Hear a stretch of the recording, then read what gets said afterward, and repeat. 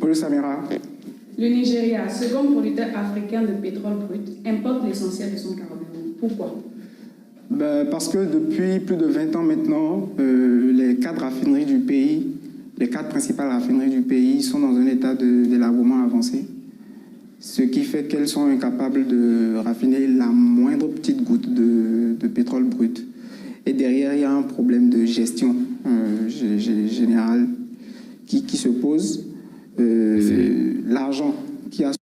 C'est très déplorable, pardon, dans le sens où je me suis rendu compte d'une chose, c'est que très souvent, tout ce qui est géré par l'État, ça va se voir en couille. Vous savez, surtout quand il y a un mauvais pouvoir en place.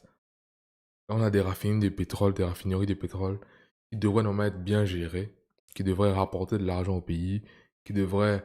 Ça a des grosses conséquences. Vous voyez, ça devait élargir l'assiette fiscale en rapportant plus de revenus. Ça devait soulager les populations, donc faciliter la mobilité, le transport, etc. Dans le sens où le carburant devait revenir beaucoup moins cher.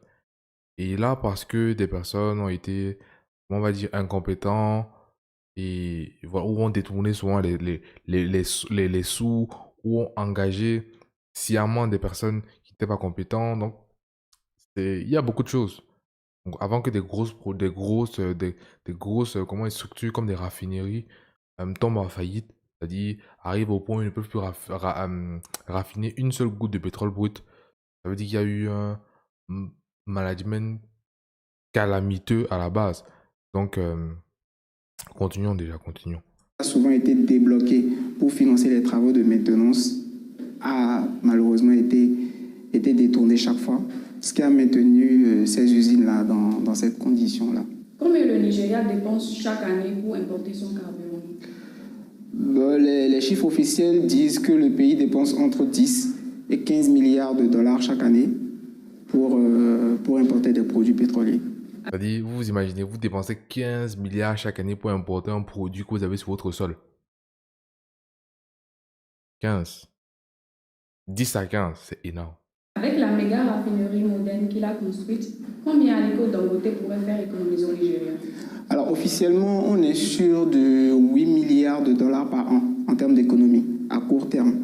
C'est un chiffre qui peut évoluer éventuellement dans les prochaines années lorsque la raffinerie va élargir le spectre des produits pétroliers qu'elle produit en fait. Pourrait-il aider d'autres pays africains de la même manière? Donc déjà, ça veut dire quoi? Ça veut dire qu'il vient avec une solution, il aide son pays et d'autres pays africains aussi. Parce que le Cameroun, par exemple, on a vu le premier contrat entre, je ne me rappelle plus de l'entreprise camerounaise qui achète du pétrole directement à la raffinerie d'un côté. Ça va revenir beaucoup moins cher. Bref, c'est que les avantages. Que des avantages, surtout que c'est des pays limitrophes. Et en tant que Camerounais, on a beaucoup à apprendre déjà des Nigérians, mais surtout à être partenaire avec eux. Parce que le Nigeria, pour le futur, c'est une entreprise. Hein. Non, c'est pas que c'est un pays à suivre parce que dans les projections, il y a une banque qui avait fait un classement en 2070. Vous pouvez aller regarder les statistiques. Le Nigeria va faire partie des 5 pays, des 5 premières puissances économiques dans le monde d'ici 2070, voire 2100. C'est parce qu'ils auront une grande population, un grand marché. Voilà, il y aura peut-être plus de d'un côté, qui sait? Oui, c'est même ça, le projet de base de Dangote. C'était non seulement arriver à couvrir le besoin du Nigeria dans son entièreté en termes de produits pétroliers, mais aussi les besoins des pays de la région et pourquoi pas des autres régions de l'Afrique. Aux dernières nouvelles, des pays comme la Namibie, l'Angola, le Tchad, la Centrafrique sont rentrés en contact avec Dangote Refinery pour essayer, n'est-ce pas, de signer des deals d'approvisionnement en produits pétroliers. Le Ghana, qui était dans la shortlist depuis le début, prévoit quand même, avec l'effectivité des achats de produits pétroliers depuis la raffinerie, de faire des économies de 400 millions de dollars par mois par rapport à ce qu'il a l'habitude de dépenser en termes d'importation de produits pétroliers en provenance des pays européens. Quel problème rencontre-t-il aujourd'hui avec la compagnie nationale du Nigeria, la NNPC? Donc la NNPC, qui est la société publique de pétrole du Nigeria, elle agrège toute la production, ensuite elle distribue la production de brut. Donc la NNPC a promis à Dangote depuis le début qu'elle allait l'approvisionner en produits, en pétrole brut. Mais une fois que la raffinerie est entrée en production et que Dangote Refinery a demandé à la NNPC de l'approvisionner, la NNPC a commencé à balbutier un peu. Elle a commencé à évoquer des problèmes de deal d'approvisionnement déjà établis, de difficultés, de dettes. Elle a aussi évoqué le problème de la faiblesse de la production, ce qui, techniquement, ne devrait pas poser problème pour alimenter la raffinerie de Dangote. Vous voyez, on essaye, parce qu'on a des deals ailleurs qu'on doit honorer. Pas forcément qu'on doit honorer, mais voilà. Parce que on ne veut pas que un capitaine d'industrie local, comme vous voulez, ne puisse pas émerger, que son entreprise ne fonctionne pas. Surtout qu'il est très résilient, parce qu'au départ, je me rappelle son truc, la raffinerie en question, ça coûtait 5 milliards. Et là, ça a coûté 20 milliards. Donc 15 milliards en plus. Plus que sa fortune. Donc, ça veut dire que les investisseurs ont... Peut-être qu'il il a dû chercher d'autres investisseurs pour venir mettre de l'argent. Peut-être que les investisseurs qui étaient déjà là ont dû cirer encore la ceinture, mettre de l'argent. Donc, au final, c'est un projet qui doit tout sauf merder. Parce que si ça merde, il est dans de grosses casseroles. Hein. Parce que ça doit tout sauf merder. Tout sauf merder. Parce que il y a eu un écart entre ce qui était prévu au départ et ce qui s'est passé. Et ça montre aussi que dans l'entrepreneuriat, c'est pas très souvent comme on pense. Sur la feuille de papier, c'est souvent X, mais au final, c'est souvent Y. Ça me rappelle Tidjane, l'Ivoirien, qui va se présenter aux élections en 2025. Il disait quand on fait les calculs pour comment dire, une centrale nucléaire, par exemple, on fait des calculs, etc. On sait bien que les calculs sont faux. Parce qu'on sait très bien que le théorique, bien sûr, sur le papier, ça va aller, mais dans la pratique, très souvent, il faut ajuster, il faut augmenter. C'est souvent au feeling. C'est vrai que dans la pratique, c'est souvent au feeling. C'est-à-dire, c'est quand on fait, on voit, on dit, bon, on doit réajuster comme ça. On n'est plus franchement dans les calculs à réajuster parce qu'en réalité, ça ne sert à rien. Parce que le calcul, au final, tu peux te rassurer avec, mais quand c'est devant toi, c'est du concret, en fait. Ça, c'est un premier point. Dans un second volet, par exemple, la NNPC devait de base fournir du pétrole brut à Dangote en Naira. Mais du jour au lendemain, elle dit maintenant il faut que Dangote Refinery achète le pétrole brut en dollars.